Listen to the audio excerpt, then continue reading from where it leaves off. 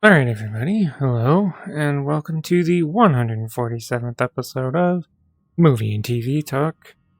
On this episode, I'm going to be discussing and giving my thoughts on Until Dawn. I'm going to start off by saying that yes, I'm aware that this movie is based on a video game, and that no, I've never played the game, so I have zero context related to how things work in the game and how they work in the movie.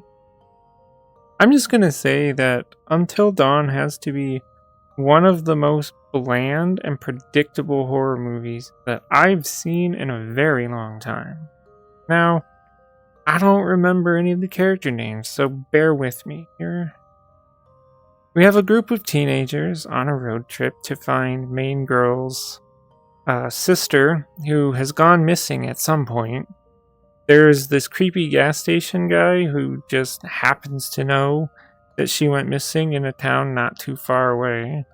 Our group gets caught in a bad storm and are forced to pull off this one single isolated house.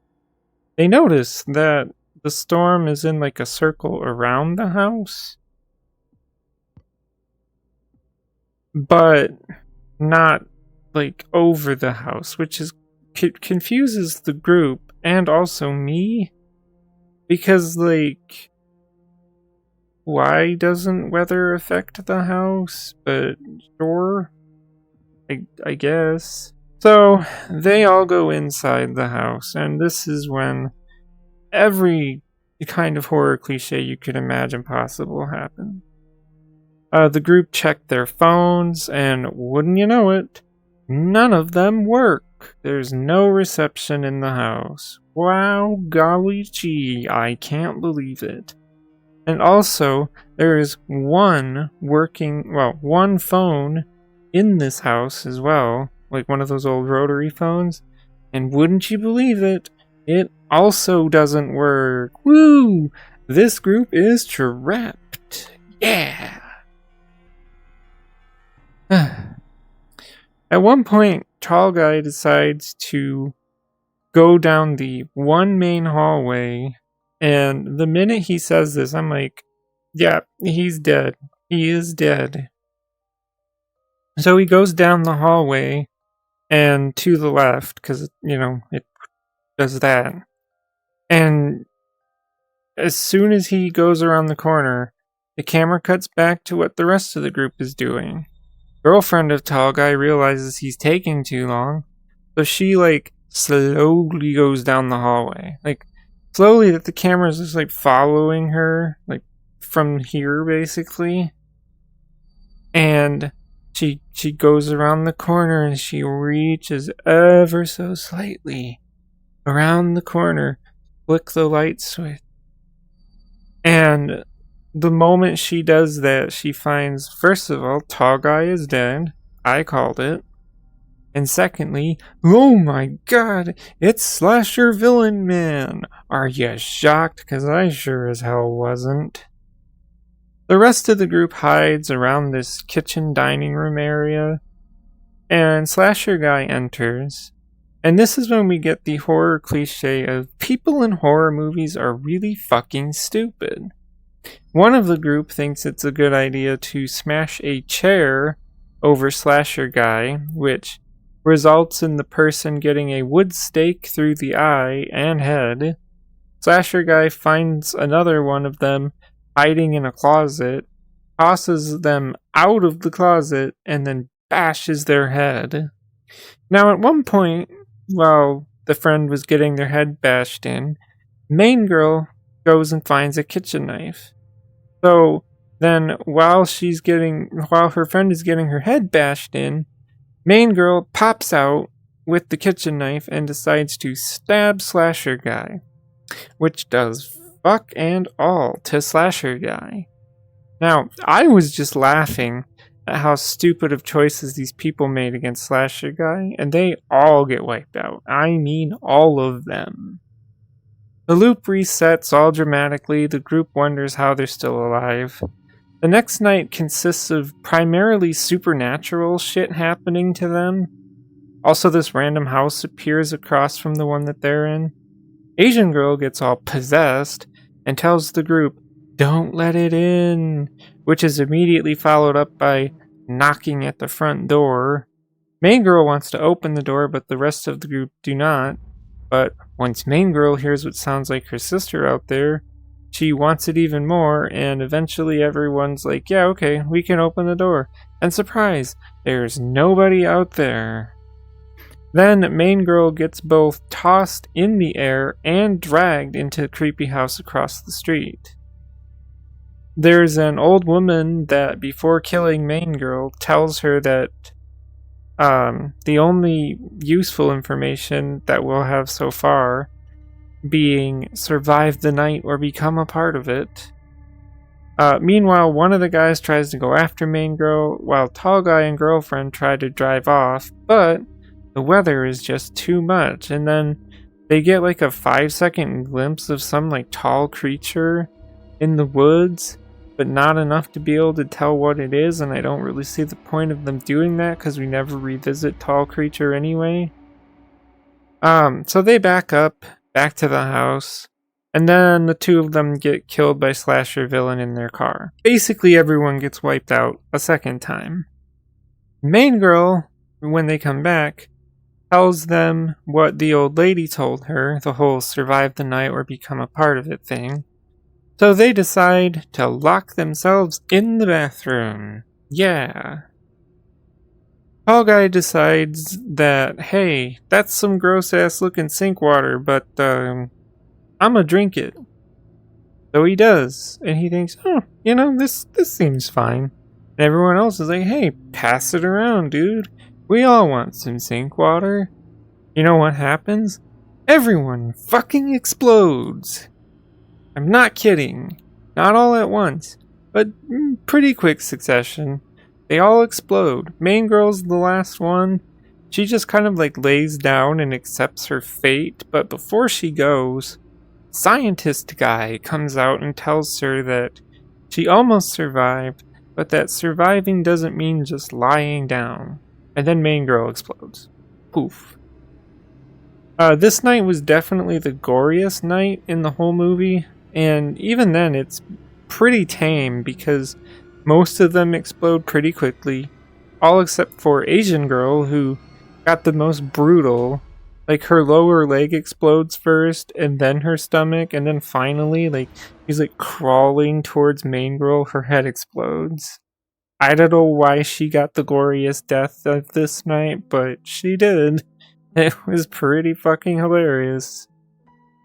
I think you can tell at this point the structure here, where each time they die and come back, they're faced with some new thing to overcome. On one of the nights, one of the guys finds a VHS tape and plays it. And it shows scientist guy showing off the effects of a person dying and coming back for 11 nights straight. Shows how they turn into a Wendigo. If you just rolled your eyes, that's exactly what I did too when I was watching this movie. But for me, that's mostly because when I think of a Wendigo, I think of like all black body, like a skull face, like long skull face, and big antlers. But that's what I think of. To me, the movie's depiction of a Wendigo kind of look and act more like zombies do, but that's just how it comes off to me. And yes, I know, Wendigos and zombies are different. I'm aware. Don't come after me. There's also a point that our crew learns that the house they are in was a part of some mining town, but there was some accident where the whole town got swallowed up, 1,100 people died, and this house is all that remains. Now, where all this leads to is when our group has been there for 14 nights. All of them are experienced some form of change from the dangers of Wendigo transformation. Which, mind you, they really do not dwell on these changes, like, at all. Maybe 4 or 5 times throughout the whole movie that they actually point out the Wendigo changes that are occurring to our characters, but most of it is shown through this moment when Tall Guy remembers He took videos on his phone. And honestly, some of these clips were just stupidly funny to me. Like there's one where they're just like in a hallway and there's like blackness at the end of the hallway and they just kind of stand there and then like a guy comes out in like a mask and he's on like a black cape and shit and he just like comes out with his arm extended like it's like boo. Okay, he doesn't say that, but it's equivalent to like someone popping out at you and going like boo. It's so goddamn funny, really, so funny. Anyway, our characters get to a point where they decide they're getting out. And they're going to go through these doors that lead to hallways that lead to where scientist guy is conducting his experiments. Main girl grabs a large pickaxe from the wall as a weapon, ready up for what lies ahead. These caves leading to scientist guy are of course full of Wendigos, and main girl literally uses her large pickaxe one time on the first Wendigo they come across, and then she drops it and runs the fuck away. Now, maybe it's just me, but what the fuck was the point of bringing the pickaxe if you're gonna drop it after the first Wendigo you use it on? I know, you can't kill a Wendigo, but like, she could have kept it as a means to keep the Wendigos at bay and do a little bit less running away and a little more fighting, but whatever. Eventually, main girl finds scientist guy. And this is the moment that I found when the movie went from stupid to even more stupid. Scientist guy tells main girl that everything that she and her friends have experienced are based on her own mental state, the mental state of main girl. For example, slasher guy exists because main girl has feelings of powerlessness. Example 2, which is the stupidest of them all, is that the exploding water exists because main girl has self-destructive tendency. It is the stupidest reason for a thing in a movie to exist, but sure, you know what? Do whatever you want at this point, movie. Of course, main girl wants to escape with her group of friends. Scientist guy tells her, yeah, you can escape, but like, someone's gonna die. And so main girl basically does a, someone is going to die. You! And then she gets scientist guy to drink the water and explode. Yay! The movie does end with our cast surviving until dawn and driving off. The only thing that bugs me with the ending is like when main girl wakes up, tall guy is in the car and he's basically like, hey, come on, get in the car unless you want to stay another night.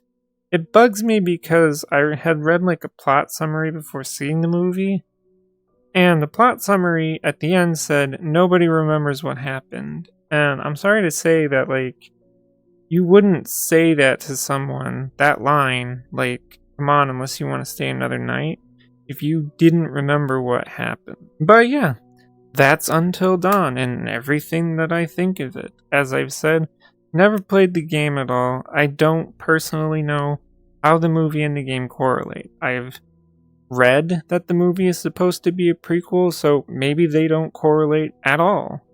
I've seen on Reddit that fans of the game absolutely hate the movie for multiple reasons, which doesn't surprise me at all. But as someone with the outside perspective of not having played the game, I can surely tell you that Until Dawn is an extremely bland, predictable movie that isn't scary at all, and is pretty tame in the gore department. Like, even when slasher guy is going around killing them, like, they do a lot of, like, cutting away from it. Like, even in the beginning of the movie, like this lady emerges from the ground and, like, just lays there. And then she sees slasher guy and is just kind of like, oh, fuck, you're gonna kill me. And, like, slasher guy goes to do the kill, and it's like, you know, the camera focuses on him, and then you just hear the sound effect, and then it cuts to black, and I'm like, oh my. That was so anticlimactic. And it's just a lot of that, honestly. I can't recommend this movie at all. It is really not worth it.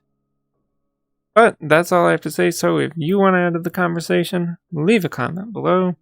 As always, thanks for watching, and goodbye.